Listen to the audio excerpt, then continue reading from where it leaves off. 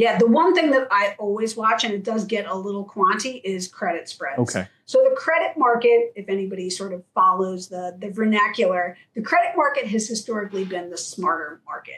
When there is fear in the credit market, equity investors should listen. And by fear, I mean, what yield are you demanding for junk or high yield bonds versus the risk-free rate?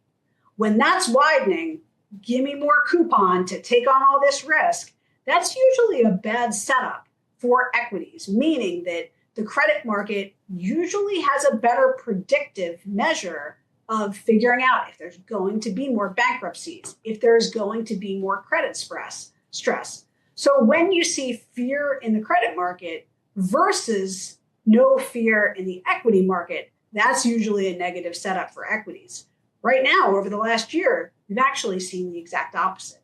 In fact, credit spreads are tighter than they were in not only 2022, which was the recession that didn't really happen, but also in 1998, where some, certainly technicians are using market parallels. So the credit market is saying, there's not a whole lot to see here right now. As much as we are worried about things, there's not a lot of credit stress, but equity investors are still very fearful based on my measures. You can measure it with, at the low, we saw the VIX above 50, which is certainly a measure of fear.